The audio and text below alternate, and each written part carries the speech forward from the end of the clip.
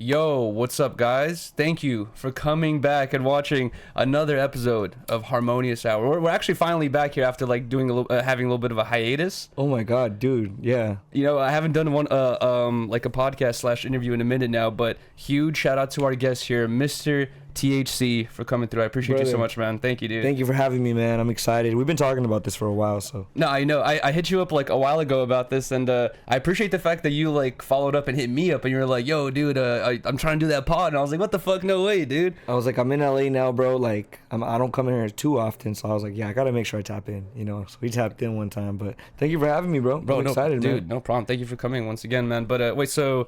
You don't live in LA. You live. No, I live in the Bay Area, bro. So like, I did live in LA though for 2 years, roughly, for a while.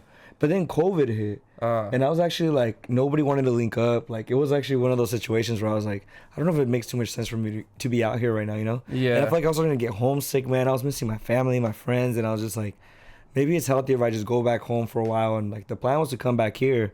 But now I just really visit and work. Yeah, I feel that. And also, yeah, during COVID, LA was just like antisocial. It's like the most depressed, time for everyone. So being around family probably is a smart move. It just felt better, man. And I feel like it was good for the soul, man. It's like what I needed. And like right now, honestly, like right now, I think more passionate about what I do than even at that time. And I would say like at that time, it was certainly like a peak in my career. You know what I mean? Like things were like I said, the age restriction stuff weren't like so prominent. So I feel like I was really just able to take advantage of like the kind of content I was putting out. Not a ton of people were doing it, and it was just catching traction so naturally, man. Oh, sick. Those are the Venice days you were telling me about? Yeah, it was like the Venice days wow. thing. Yeah, bro. And like it was just such a good time, to like be doing that. I know. And it's just like are the sponsors like happier now? You know what I mean? Like now that they're not getting their ads on top of these videos that get like 500,000 views. You know what I mean? Like, because back in the day, there you go. It's like those types of videos like would just get like easy tons and tons of views, and then like all of a sudden they're like, oh, we don't want to monetize on them. I feel like there's so much money in like the weed world that like they can just facilitate different sponsors. I think what happened, bro, with a lot of sponsors is that like a lot of people actually messed it up as far as like scamming. No, bro. Yeah, they were like, I'm talking like specifically in like my cheers, guys. Here, bro, cheers. I got my drink. Oh, let's go, man. Cheers, dude. Cheers. Thank you for coming through, man. Yeah, cheers. I'm excited to be here, man.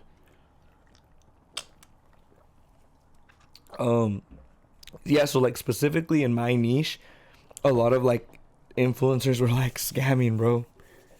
And like they're fans, no, or they were they're scamming sponsors? the sponsors. How do you scam a sponsor? Just wouldn't do it. Like, they would just like, yeah, bro, I'm gonna do like all these things, and they just don't do it, you know. And they pay up front, or they just take the first half, and they don't care about the back end. No, they just pay the whole thing usually. That's what I'm telling you. That like it got into a situation where like the sponsors had to be like really on their toes, because they're like, oh man, we trust too many people, and I don't know, 5, 6, 7 people didn't do it, and now they're like upside down on that. So I feel like that kind of messed up the sponsors. But yeah, sponsors, I don't know if I would say they're like too happy with the change with the age restrictions. Yeah. However, I would say that like in my head, this is how I look at it and how I tell sponsors. I'm like, okay, well, we're in the same niche.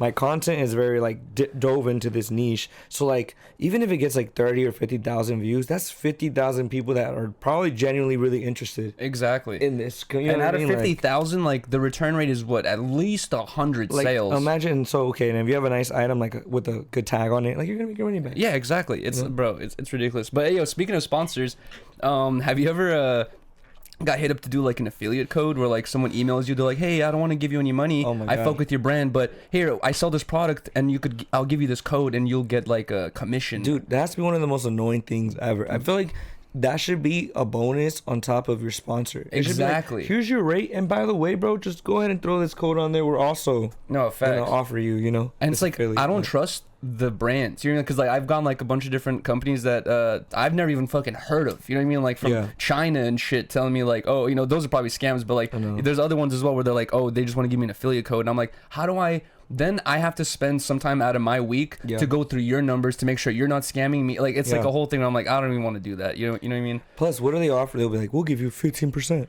Like, what the hell? What am I gonna do with 15%, bro? What do you think's gonna You got to become like a full-time salesman again. You know what I mean? Just be like pushing whatever this random product and shit. That just doesn't make sense to me. But I mean, now I don't even feel like I really rely on sponsors anymore, bro. Now it's just like my own branding, like. Really? My own brand. Yeah, I feel like that's all I really like put out. So that's what I feel like is my main focus now, you know? Because I'm like, dude, okay, I've been doing this 6 years. And it's like for 6 years, I'm sure I made these companies so much money. And it's great to get a sponsor paycheck because it's like fast money. Like, yeah. You don't really got to worry about, packaging and shipping products. But like at this point, I noticed I'm like, no, the only way I'm going to really make something out of myself on this is like having my own stuff. Yeah, damn, it's a good way to think about it because I've always like, for me with my streaming and stuff like that, I've always thought that the sponsors was the end goal. Yeah. I always thought that like, oh, dude, if I can have my streams, my channel supported completely by sponsors, then we could do whatever we want. You know what I mean? But you're right. Like after 5 or 6 years of being supported by sponsors, you're like, wait a minute, they've made how much from me? And, they pay me X amount. Like, okay, I fuck with them heavy and I appreciate them. But yeah, like if I build my own brand, like, like Blasey has with Nothing Personal, it's like, that's going to do so much better. You know what I mean? Yeah, you can promote that, and people are gonna fuck with that even more because it's yours. Yes, compared to saying it's like my friend's brand or something like that, Yeah, and I feel like even the audience, bro, like they will, like you said, they'll like it more if it's yours. But I feel like you don't wash down your audience. Because you're not like shoving like every week like a commercial like, yo, we got this now, don't you I do this all the time when I'm watching the YouTube channel, like even if I really like that channel and then they start talking about an ad, I just like skip I do that every time, go straight into the video, back into the video, because I'm like, I don't want to hear that stuff. And it's like there's certain YouTubers that try to like make it into a skit or like try to like incorporate, and sometimes I'll watch but still I'm just like, bro, I'm watching an advertisement, it like kills it. So I just feel like when you have your own stuff, it's not even an ad anymore. You're literally just sharing with them. Hey, wait, I got this. Exactly. And it's like they're already watching you. They already like your content. They already like you as a person. So if they find interest in the product, then bam. Wait, so like this is like one of my first questions I was gonna ask you is like, what do you consider yourself as for like occupation? Like, are you a full-time YouTuber or like, what are the things you do to support yourself? Okay, so I would say that like, yeah, content creation is probably like my main source as far as like putting myself out there and putting my products out there, right? Because if I don't market myself, then like how are people gonna know what I can offer them or whatever? Yeah. So yeah, I would say I'm a full-time content creator, but I would also say like I'm a businessman primarily. I feel like I've always been really into business. Yeah. And then like the content was just something I found very fun. And I was just doing it for fun because like I said, like I've never been monetized on my main channel. So really like for, I don't know, bro, I think it was like maybe 6-7 months when I first started, I wasn't making a single dollar, but I had subscribers. Yeah. I had views. I had a lot of views, and it was just like I wasn't making any money. So I really did it strictly for fun. But I would say I'm a businessman, right? So like I run my company, and then I'm also like on this like 50-50 schedule with my baby mama, with my kids. So I would also say like being a dad is part of my job because literally, 3 or 4 days out the week, it's like me and my daughter. Just full time. Yeah. So like in those times, bro, I can't really like film. Yeah, you can't be like rolling up a blunt like with the camera pointing at you. Exactly. You can be like, hold on, let me go smoke 10 grams. Like I can't do that stuff. So it's like that's part of my job. That's also what I would say is definitely that's part cool of my that job. like you're giving your kid like undivided attention. You know what I mean? Because there's like with my with me and my parents, you know what I mean? It's just like, it kind of felt like, maybe sometimes my dad might take me to the park, but most of the time it's like, I'm just entertaining myself. You know what I mean? Right. Like, my dad could have really been in another room rolling up blunts the whole time if he wanted to. Because I was just, fucking doing whatever I was doing, Yeah, I grew up like that too. I grew up an only child, so my dad would always work and my mom was home, which was great. Yeah. But I was always very like, oh, I want to be by myself, blah, blah, whatever. But I feel like my daughter loves being with me. Like she loves the time. Like she loves the attention. She loves all of it, That's cool. Wait, you grew up you don't have any brothers or sisters? You know what's so funny, bro? I have a brother the age of my daughter.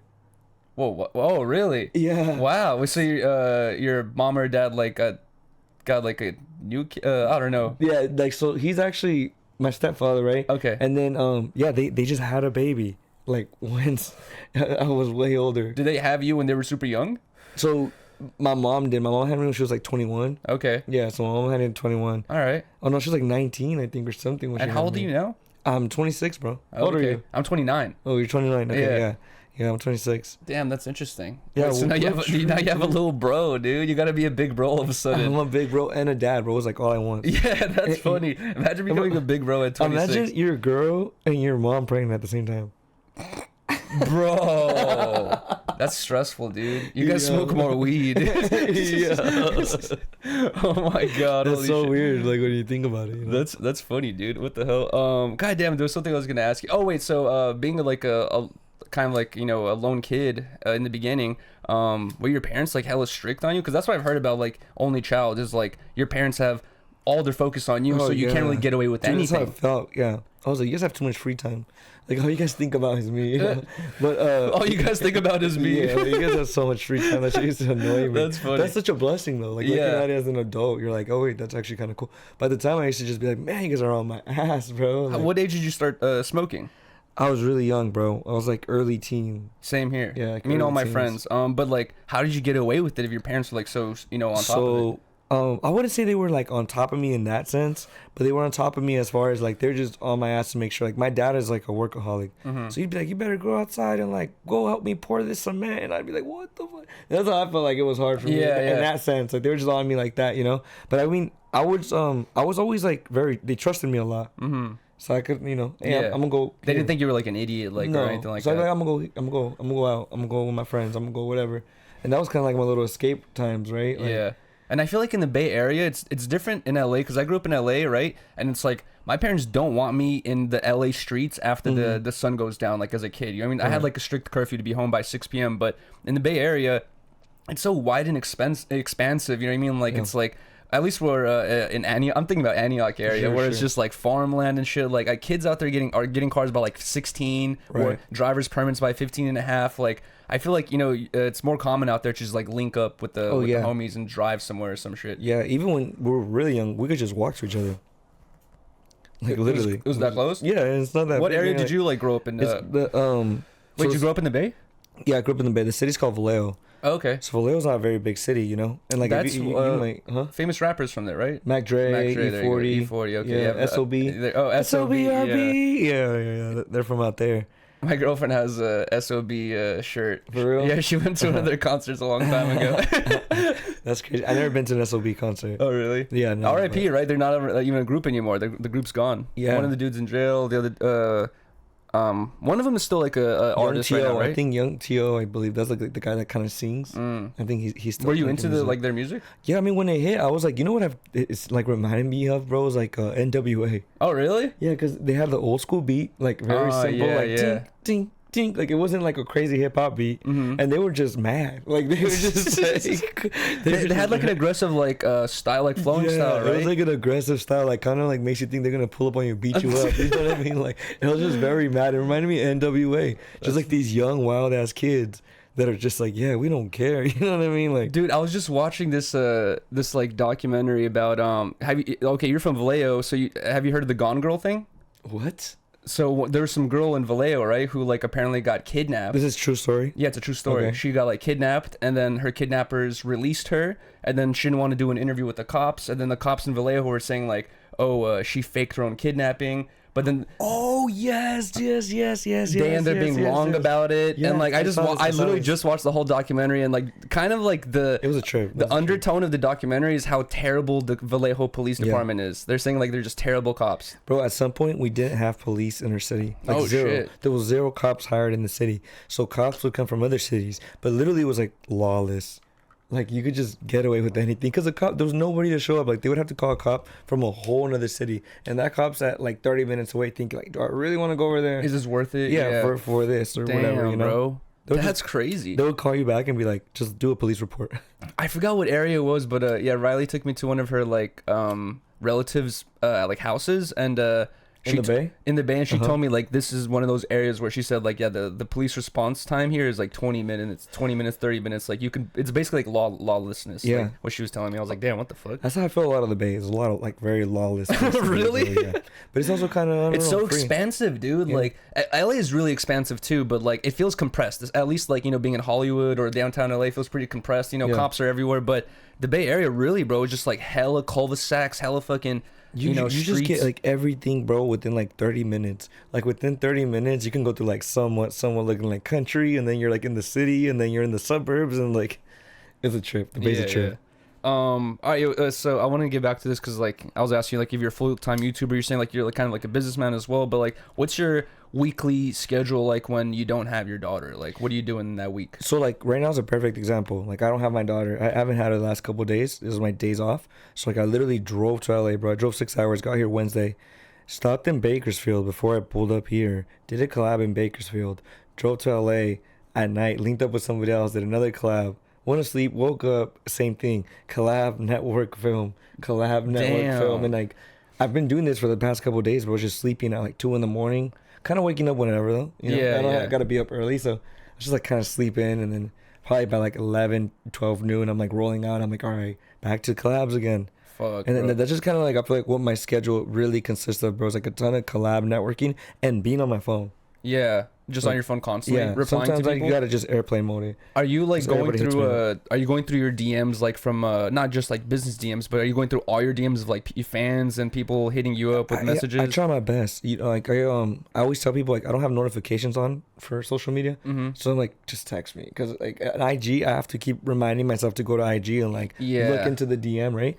But yes, I do have moments and days where like I sit there and I'm like, I'm gonna go through every single DM I can. Yeah, exactly. You know? I do that on Thursdays when I'm Riley drives to Reconnected, the podcast I do with Blasey, and while Riley's driving, takes like us like an hour and a half to get there. Damn. I spend that hour and a half just going through fucking messages the whole time, and sometimes I feel bad, bro. Like I'm like, dude, like, you know, I really fuck with the, you know, the Harmonious gang, the people who watch me, and like sometimes I get some really heartfelt messages, like paragraphs, and I don't see it until a week later or 2 weeks later, and I'm like, bro, like there's probably even more that you don't see, but it's impossible to go through everything. It's literally like, I don't know. Yeah, you don't have enough time in the day, dude. For you, it's probably even more insane. Yeah, that has to be one of the most rewarding things, though.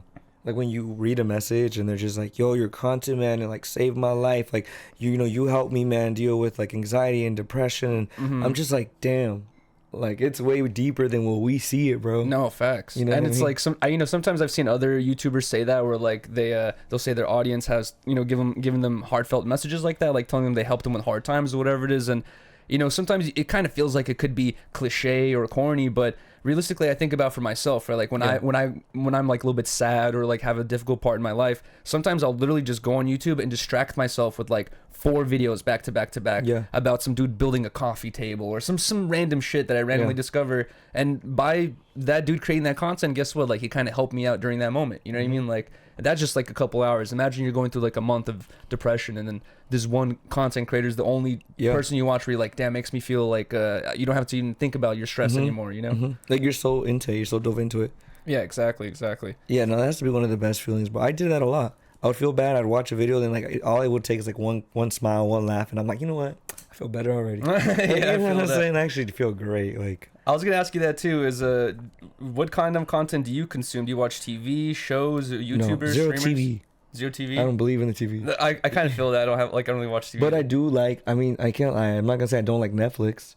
Right? Like I like watching stuff like that. Like when I get to choose exactly like what I want to watch. Shows or movies. Sure. I could get into a show. Like if it's a really good show, like Narcos. Okay. Yeah, Narcos is good. I could sit down and like binge watch Narcos in a whole day. Like.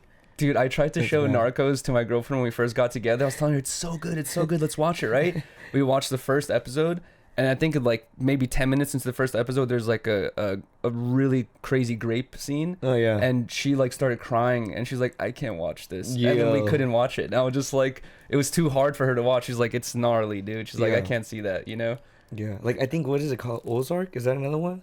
I've heard of it. Breaking Bad was great. I never watched Breaking Bad. Oh, my God, dude. It's a long ass series. Gotta be one of the best shows. What about like animes and shit? Like I don't know, Dragon Ball Z, fucking Naruto. Yeah, sure. When I was young, like my cousins watched a lot of anime, so that's kind of what exposed me to anime.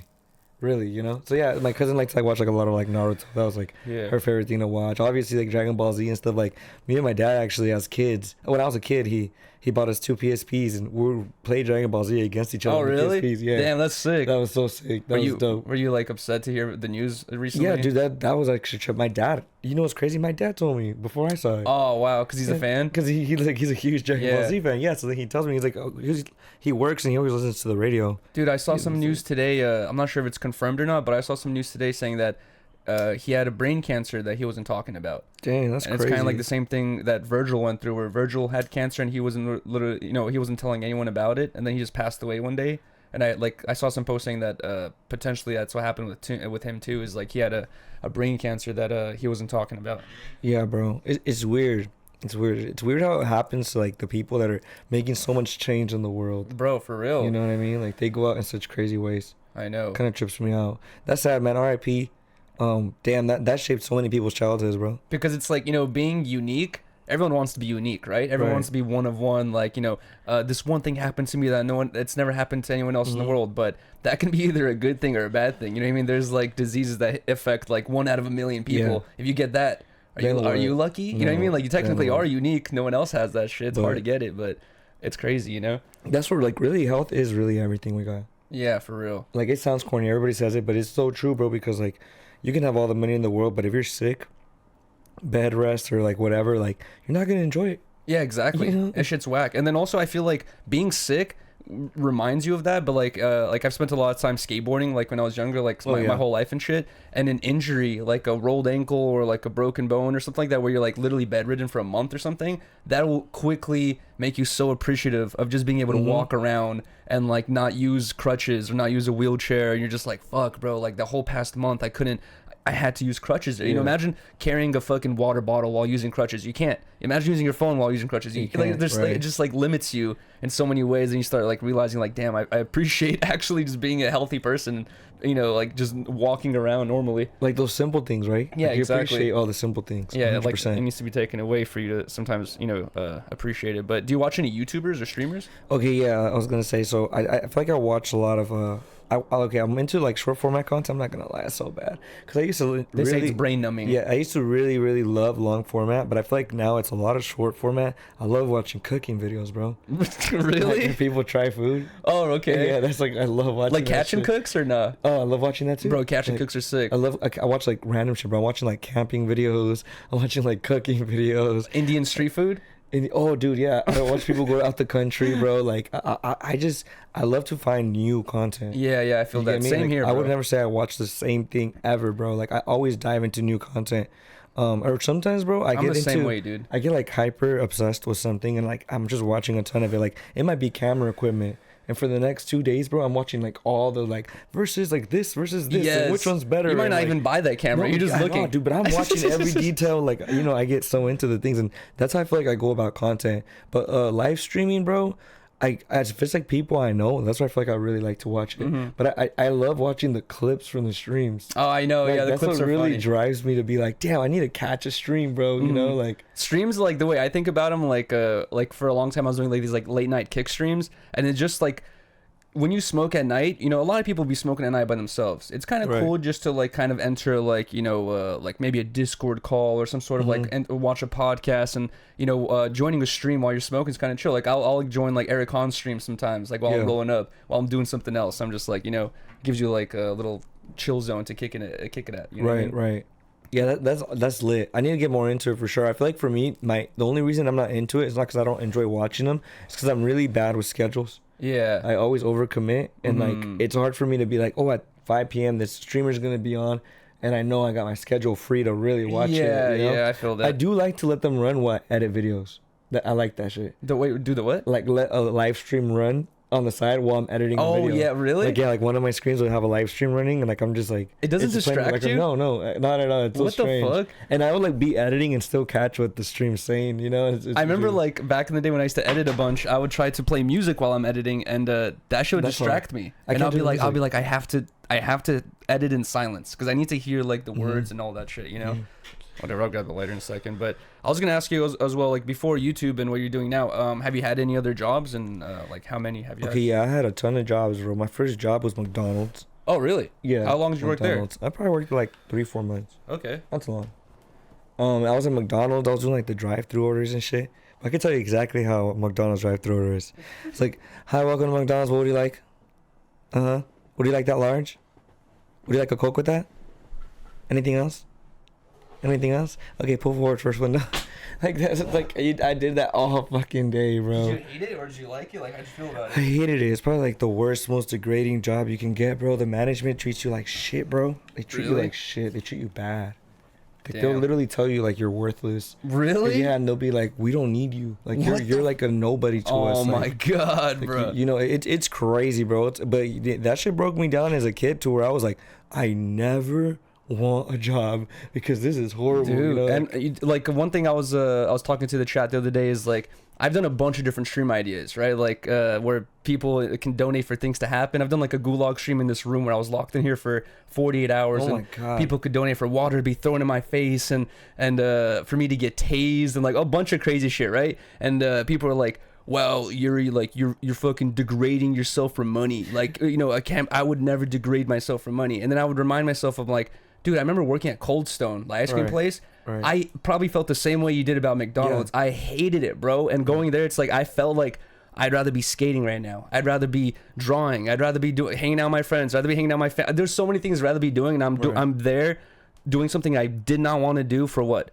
For money. You know what I mean? Like that was for sure. Like I felt like I was selling my soul. At no point during like streaming or content creation do I feel like I'm doing something that's like irregular or something I'm not proud of, or you're like too crazy for me, you know what I mean, or something like that. I feel like you have a passion for it, bro, because you go the extra mile and you're like not scared to do it, and obviously like you gotta enjoy it, because there's no way you can do that type of stuff for you and you're not enjoying it, or like they're saying like you're doing it for the money. Like, no, I'm not, because if I wanted to do it for the money, I'd go get a job. That's like doing something for money. This is fun. Yeah, exactly. And it just so happens that if they pay you, and like that's great. But it's honestly something fun, and you're building your own thing. And I feel like that's something people don't really understand a lot. And like you were saying earlier, you were posting for like 6 months with no ad revenue, nothing, right? Yeah. And it's like, dude, just, you know, like streaming or being a YouTuber, like it doesn't owe you anything. It's like you don't go into it thinking like, if I put in 5 years of work, I deserve this. It's like, no, you might deserve nothing. You know what I mean? It's just like, you just do it because you're actually interested. You know what I mean? Then whatever happens, it's like you build up on that. And I would say that like even like the money, it doesn't come down to like how big you are, because you can be a small creator and have a really tight community, and they're supporting you so much, bro, that you could be making more money than a creator like 3-4 times your size. That's the one thing I realized a long time ago too, bro. Like you know what made me realize that is you know, the last job I had, like working for No Jumper for a long time, is, dude, like I seen so many interviews happen, right, with dudes I've never even heard of, never seen. None of my friends, like this person's like just popped up out of nowhere. They come in, you know, nice car, jewelry, like all that stuff, and then like I might like follow them on Instagram or some shit. Then I see like they live a very comfortable, you know, nice lifestyle. They're doing very well for themselves. And guess what? Never heard of this person in my life, you know. But it just shows that, like, dude, you don't have to be Drake. You don't have to be, you know, the biggest artist. You can literally like be a very successful rapper, you know, YouTuber, streamer, and have like you know, it depends on your audience. You know, like you don't even have to have like the biggest audience, like you were saying. Like you could have like a small audience and still be successful. It just depends on you. It's all about like how you take care of them, because I feel like even for you, bro, like when I notice about people that when you pop up on a stream and they come and they watch, I feel like it's like they're really hanging out with you, and like they rely on that, bro. Yeah, they might literally be looking forward to that time of the day to hang out with you. like when you're excited to go hang out with the homie or something. No, like exactly. You're low key looking forward to being like, we're about to go do some cool shit or whatever, right? So you like, I think it's the same way when the people watch the streams, and that's something I noticed a lot with Eric Khan. I'm big on like studying creators and just seeing what they do and like what works, whatever. But Eric Khan, he streamed every single day, bro, for years.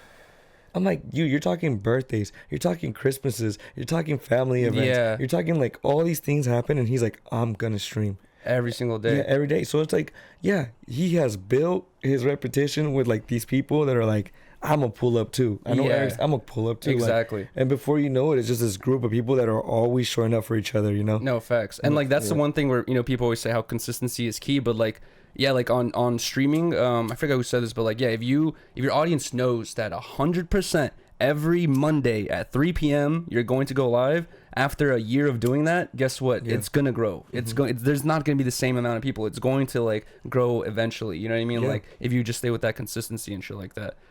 Yeah, and those people watching are gonna love you because they're seeing you every day. No, yeah, they're spending more time with you than they probably are with their family. And dude, someone said this a long time ago too, but like if you do that, you know, like at least with YouTube videos, right? Like upload consistency every time at the same, every day at the same time, it becomes a part of someone's schedule. And that happened to me for sure. Where like back in the day, during certain jobs, I knew that if I wake up, get ready for work, this YouTuber would post this video, and I guess what? I start my day by like going to subscriptions, clicking that video, and I'm watching that while I'm brushing my teeth and doing other shit, and it becomes a part of my schedule. And there's like YouTubers who are literally like, you know, you're probably a part of other people's schedules that like they just fit you into like be like, all right, every, you know, this time I'm watching this video because they know you're gonna drop. Yeah, exactly. Yeah, I feel like with my initial start to YouTube, bro, I had a lot of success too because I was like one of the few creators I was posting every day.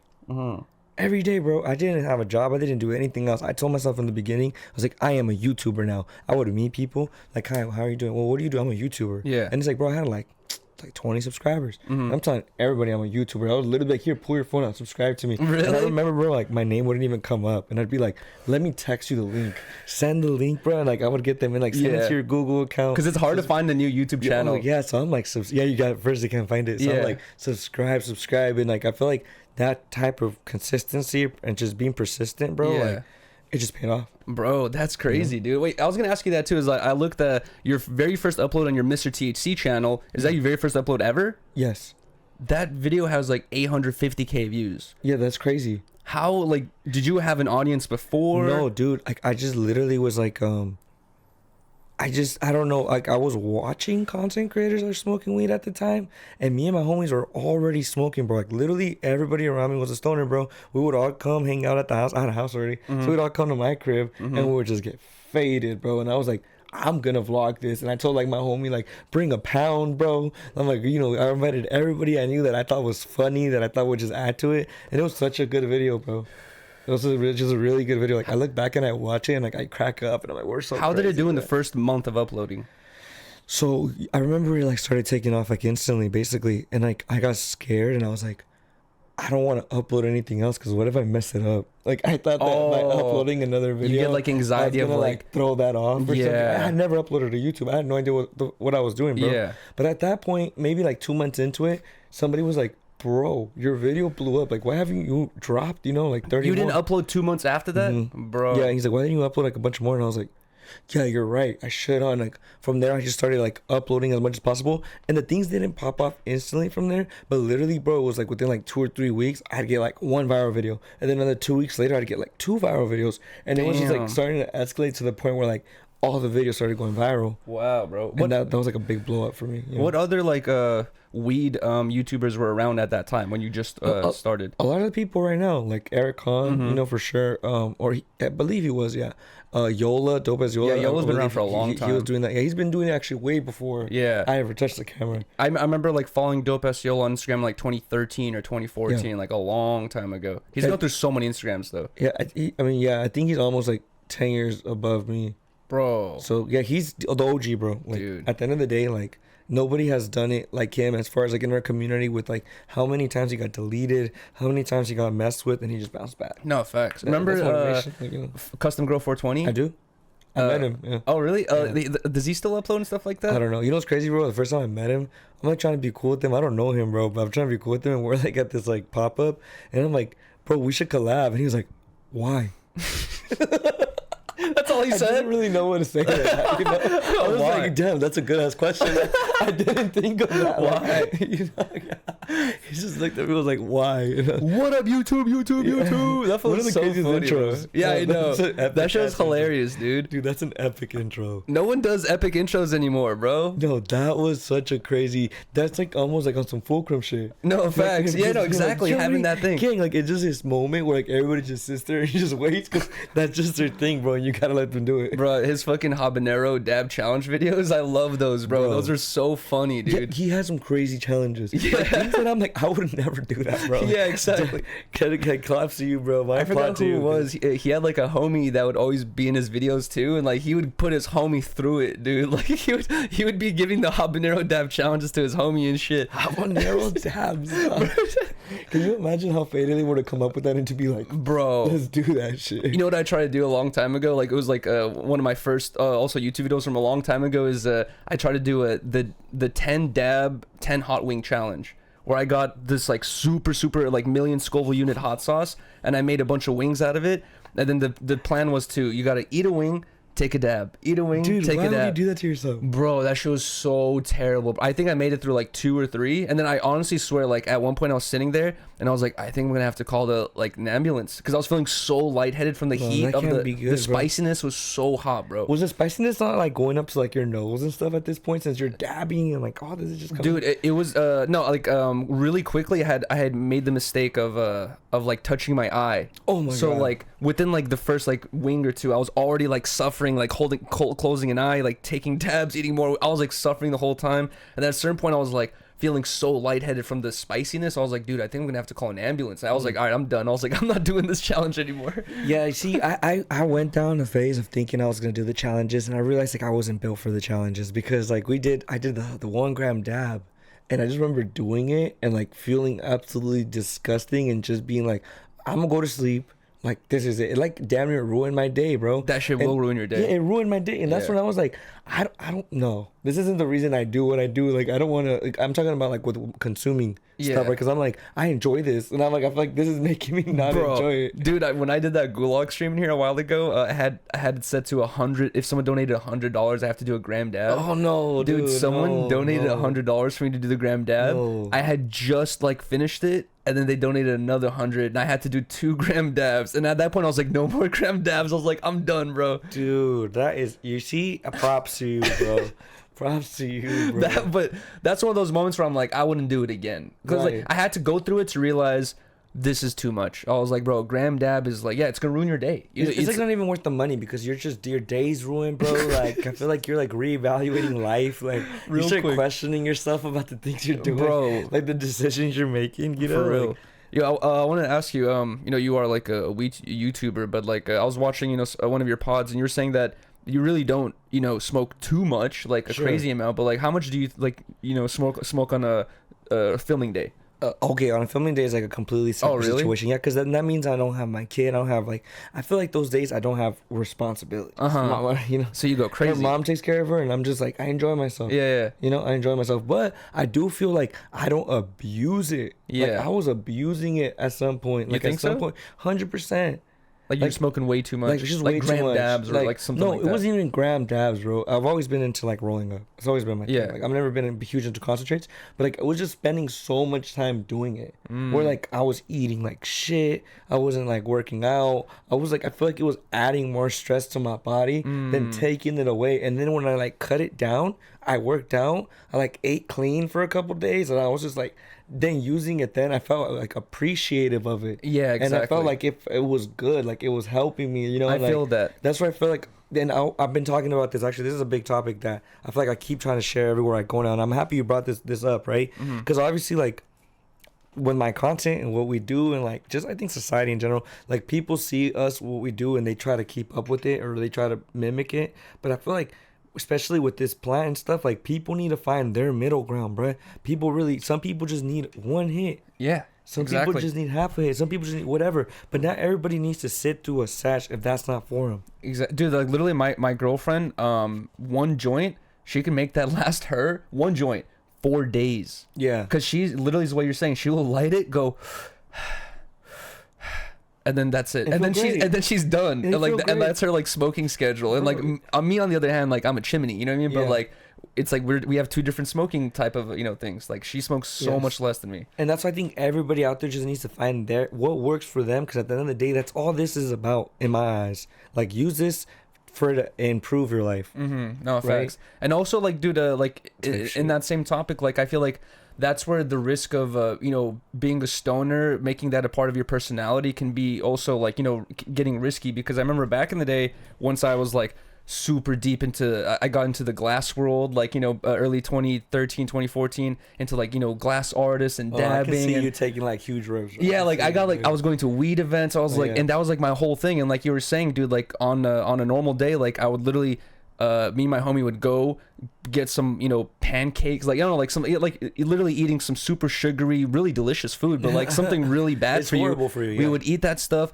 smoke up, go smoke, go to a weed shop, go smoke some more, and then like our whole goal, like I guess the whole day was just like to eat fucking delicious food and smoke. And then after like a year or two of doing that, you're like, I'm not really being productive, you know what I mean? So it's good to have like your life handled where you're like actually doing normal human adult things, and then also like you enjoy being a stoner, and like you can like participate in the culture, but having it just be like your whole day, I don't know, unless but if that's your job though, it's probably different. I don't know how it is to be a weed grower or weed industry person. It's probably way different. At the end of the day, like I said, you usually need to find that balance, bro. You can't let it use you gotta use it, you know what I mean? You gotta use it, like that's how I look at it. And that's why I'm trying to express that as much as I can everywhere I go, where I'm like, You guys gotta find how it works for you, because that's the most optimal way that it's gonna benefit your life. Yeah, and it won't be a hassle. You know, you'll probably be able to do it more long term. Let's say you're not filming and you like, you know, you don't have your kid for one day. Like how much weed are you smoking in one day? If I don't have my kid, and I'm not filming, that depends, bro. Like just like a chill day, I guess. Yeah, if it's chilling, bro, I might just smoke like. Oh, okay, bro, I'm at the beach. Okay, never mind. But if it's a casual day, bro, I don't have my kid, I don't got responsibilities, I think like 4 king size joints is like great for me. Like, really? You know, like you smoke one in the morning, you know what I mean? That kind of rolls over for me. And then I do other things. I keep myself busy. I'll go to the gym. I'll be like, whatever, right? And then like I might edit a video, and then after the video, want to smoke, right? And then like now I'm gonna eat some food, like, and I kind of could break it down that way. I feel that. But I can also go days without smoking. Really? Yes. Do you like give yourself tolerance breaks or? It's nothing to do with the tolerance break. Sometimes I just get so occupied. Cheers, brother. Yeah.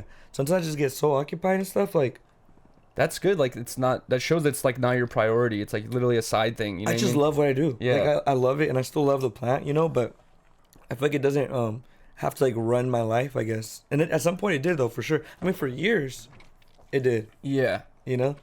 I could say that, you know, I am like a huge smoker and a huge stoner, and in ways where you're saying it runs your life, and that way, like in certain situations, like I went to Greece with my girlfriend, right?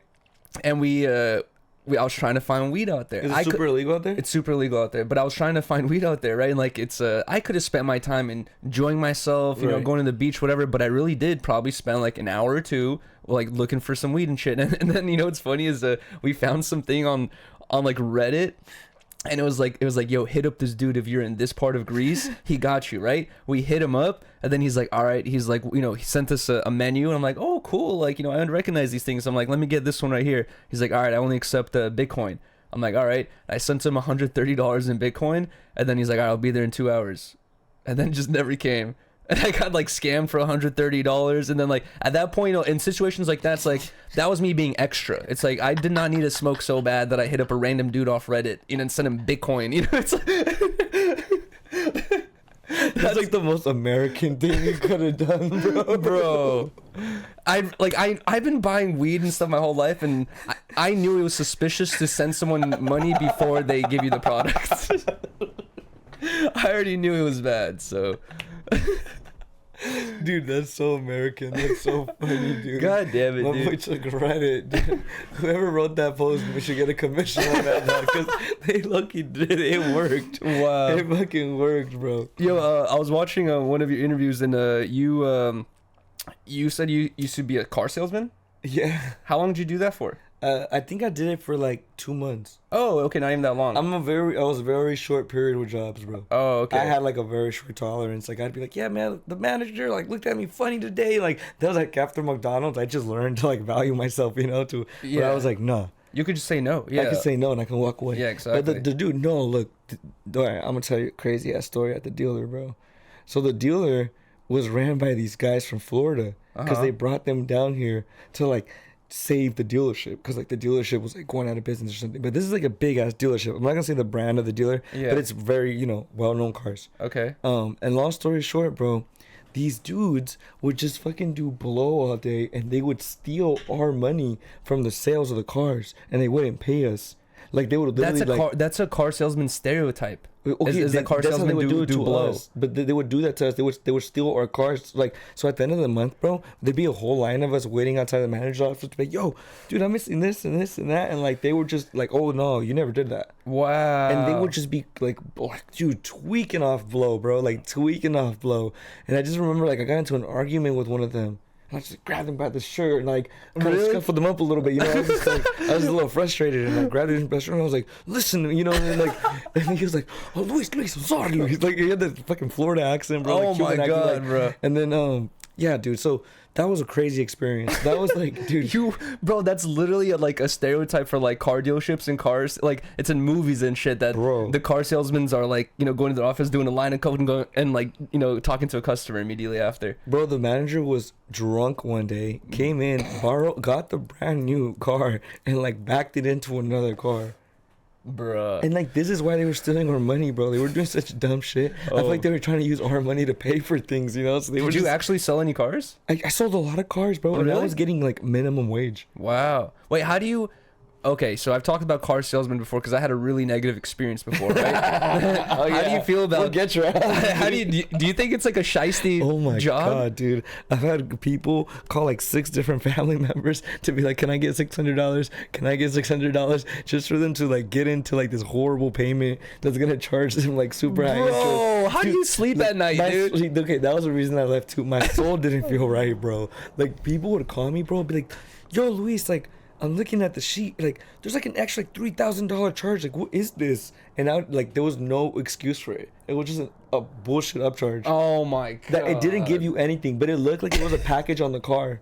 Like, you know when they have the extra add-ons to the, like, oh, it has these rims. Bro. Like, yeah, it was just some bullshit right there, bro. I'm so glad you're saying this as a previous car salesman because I've gone on rants on stream before talking about how shady car salesmen are. Oh my and people are God. like, oh, Yuri's just a Karen. Yuri's just a Karen. I'm like, bro, no. Dude, like, I literally went to a dealership before. Like, this is when I was trying to get a car as a kid, right? And I go to a dealership and I'm telling the dude how much money I make a year. Like, very, very little. I'm like, this is the type of payment plan I can afford and this is the type of car I can afford. He's like, listen. Let me show you something.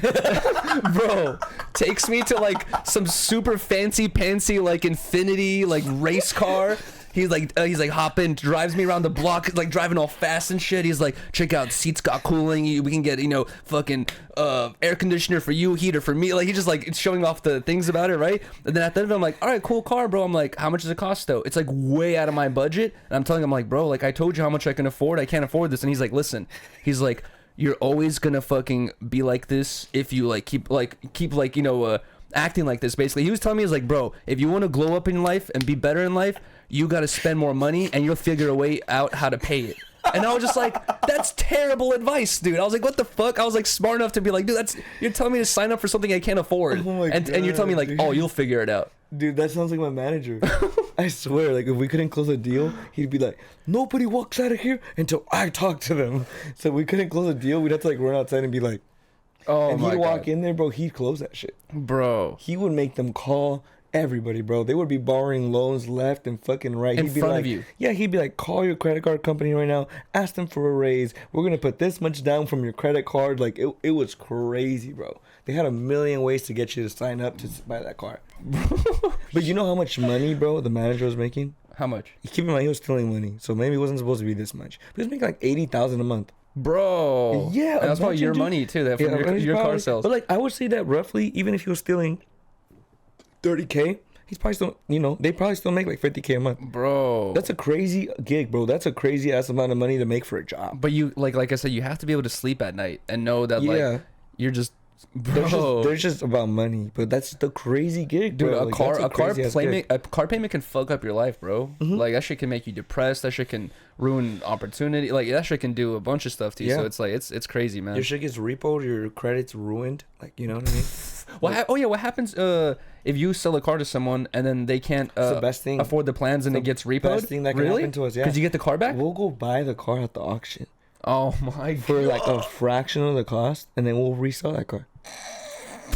And like mark the fuck out of it, you know? It's crazy that in 2 months you already have all these experiences. Oh, dude, yeah. Bro, my first day, I was on the phone. I sold the truck. I'm laughing. On your first day? Yeah, on my first day, I sold the truck. I'm laughing. I'm on the phone with my uncle like, this shit's easy, bro. I'm going to get rich. Backed up into a pole. And I had just sold the truck. Keep in mind, I had just washed it and detailed it. I was just supposed to give it to the guy. Oh. And like, I walked inside and I was like, I rammed the truck into a pole. And they all started laughing. Like, shut up. And I'm like, no, go outside. It was bad? I'm like, go outside. Yeah, I'm pressing called into it. So then the dude saw it, bro. And the dude was like a gangster. Uh-huh. He's like, oh, y'all better fix this shit. God. I'm gonna come back. I'm gonna shoot this bitch up. And Oh, like, shit. Yeah, he was like with the shit, bro. It was like some dude. Like that's what like my stomach just went down on my nuts because I was like, I knew who the car was for, the truck was for, Oh, and that's when I my was like, oh no, God, this bro. isn't gonna go good. But it was moments like that where actually having a crazy ass staff worked out. Cause like all the crazy ass managers were like, yeah, come back here, and I was like, holy shit, Bro. And they're like, he ain't gonna do shit. Jesus That was just Christ. like, Bro, that's so insane, dude. yeah, That's- car sales, bro. Stay away from car sales. Dude, I feel like car salesmen need to start vlogging, dude. I want to see this shit. I want to see the behind the scenes. It's like, illegal. yo, Like- listen, we're about to fuck this family over real quick. It just does a lie. They would come, the other salesman would come in and they'd be like walking like all sideways, like this is what I did to him. Like I fucked them. Basically, like, I fucked them so much. Like, this is how they're walking right now. Like, I got them, you know? Would be like, bro. Jesus Christ, dude. Okay, wait, you said you had like a bunch of different jobs, right? Yep. What was your favorite job you had like before YouTube? All right, so my favorite job I had, I used to sell gym memberships. Oh, really? Yeah, you bro. liked it? Oh, yeah. I was so good at it. Why? I can sell you a gym membership right now. Oh my God. I'm serious. Like on the street or at the gym? No, at the gym. I was inside the gym. But you would walk in there for a free guest pass, and I was the guy that made sure that we turned that guest pass into a fucking membership. They pay people like you to like take those like free things like and convert. Oh, bro, we'll call him, bro. We'll call him. Be like, hey, I got a free 3-day guest pass. Just come activate it. Yeah, I'll see you here at 3 p.m. Yeah, okay, you ready? They'd walk in and be like, yeah, I gotta give you a tour. And then throughout that whole tour, bro, I'm getting all the information out of them. Oh. Getting all their insecurities. So why do you want to work out? Yeah, I'm feeling a little fat, you know? I got a wedding coming up. Like, okay, cool. I'm just building my ammunition, bro. Yeah. So when we sit down at the desk, I'm like, so what membership are you getting? Oh, no, I'm just here for the guest pass. Didn't you say you gotta lose like 30 pounds, bro? You need to start today. Matter of fact, bro, let me get a personal trainer in here. Oh like, my God, bro. You tell him like, yo, bro. I know about this stuff, bro. It's gonna take this long to do. Listen to me, bro. I got a professional for you. Bro. Like, bro, I bring in the trainers, bro. They be like, yeah, we're gonna give you a free training session, like all this shit, bro. You see, I'm not clever enough to like that to be a salesman, bro. Like I'm too slow. I'm too like faded. Like I'm the type of dude to show up to, like, would you smoke weed before? Yeah, so dude, I would go into the sauna. And I would just like hit the shit out the vape in the sauna, bro. And it like kills the smell? I don't know, but I was just like in my head, I was like, this is a lot of smoking. Like people are sweating, it smells like shit in here. Like he'll probably take care of it. Oh, you know? shit, that's fucking I never funny, got dude. caught. No, because I used to sell like tours at Starline Tours, like you know, for like to see the celebrity homes and shit. Yeah. And bro, I literally have a video of like me doing my job where I literally would go find a spot, take the tickets like this, and stand for hours and not say a word. I would just be like this, and I would like keep looking at the clock. All right, an hour left, and just continue. And like if someone came up to me, and then I'd be like, oh yeah, you know, this is how much it is, and I'll do my job. But I would not do any like proactive selling. Would you say you're like introverted? Yeah, but the reason why I got that job actually is to become like more extroverted. Like once I got to that fucking point of my job where I was just standing there doing nothing, I realized that I didn't like the job either. Like the managers were sketchy. Like there's all this stuff going on behind the scenes that I was just not fucking with. I was just going there just for my hourly, and also they were fucking me over for commission.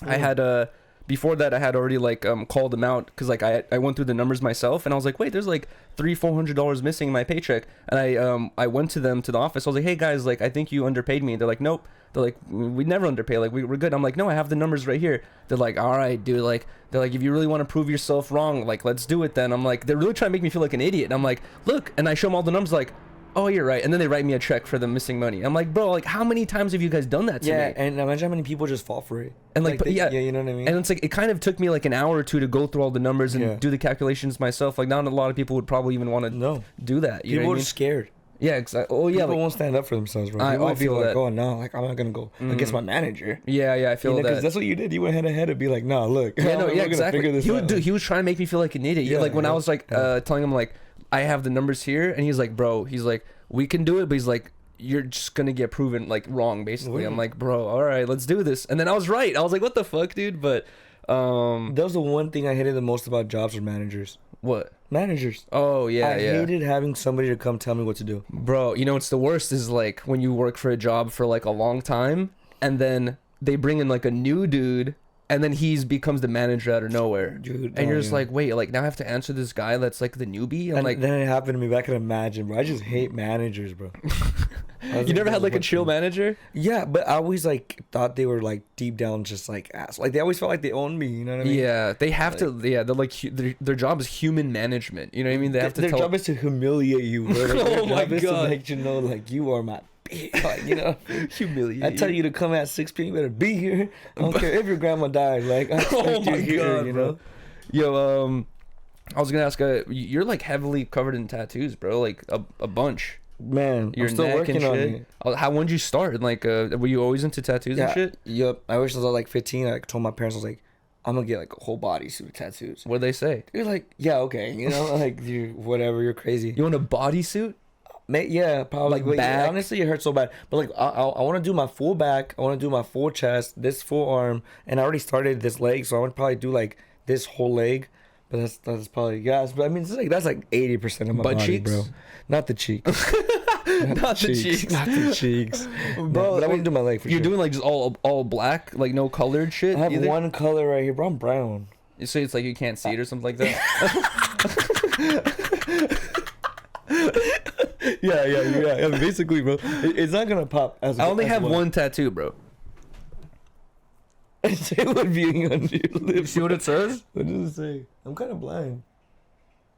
Is that Twitch? It says Twitch. And like I told you before, we were talking before the stream or the podcast is I've only streamed on Twitch like a couple of times. Did somebody donate that to you for you to do that? Yes. Bro, you are overly committed. Guess how much? Like $50. No, more. Okay. How much did you do this for? I wouldn't do it, bro. You do have an inside lip tattoo? No. Bro, okay, so the reason why I did it was two reasons. Was someone in the chat was like, this is a long time ago. This is when I was like averaging like 50 viewers, right? And I was like on stream. I think I might have actually been streaming on Twitch at this moment, but I was like talking shit about Twitch the whole time. And at this point, like my biggest dono ever was probably like $20. And someone in the chat was like, yo, I'll give you 200 since you're talking so much shit about Twitch. It's like, I'll give you 200 right now to get Twitch tattooed on the inside of your lip. Where were you were near a tattoo shop? Like, how did that No, I did it like a couple days later, but like I agreed to it that day. And then I took out my phone and I looked up how long do these tattoos last. And then I literally saw a bunch of information saying they last maximum 2-3 years. It's already been over 3 years. They last maximum 3 years. Then also I've seen a bunch of stories of people getting them and then them rubbing off within like a year or even a couple months sometimes. So you were like, I'm good. I was like, oh, let's go. I was like, $200 and it'll be gone within 2-3 years. I was like, easy. It's you could still fucking read it. It's still there to this day. I'm kind of blind, so it took me a second to like capture it. But no, but yeah, it was fucking. I did it for $200, but I didn't know he was gonna do it though. You know, I know he was actually gonna donate that. You're like the Steve-O of streaming, bro. Like you just do stuff, bro. Like you have no fear. You just do it. No, but that like I'm not doing any more tattoos for donations because I don't want to be like just covered with a bunch of random things. You don't do tattoos for donations. Steve-O literally like there's a bunch of jackass type people who have like random tattoos all over them. I'm like, I don't like that. I got matching tattoos with 2 random girls in Cancun. Why? Because I thought they were hot. And they're like, you want to go get a tattoo? And I was like, of course, whatever you want. Is this something like, okay, like you get into a long-term committed relationship in the future, right? Is this something you tell your I told him, I don't lie about it. I'm like, I got matching. Like, I don't know these girls. So I've never seen them. I don't even know their names. I have zero communication with them, bro. I will never see them again. I have zero communication. But somewhere on earth, bro, there's 2 girls that have the same tattoo as me. It happened at the same time? Yeah, and you know what's the best part? It's actually not a bad tattoo. What is it? Most Dope by Mac Miller. It just says Most Dope.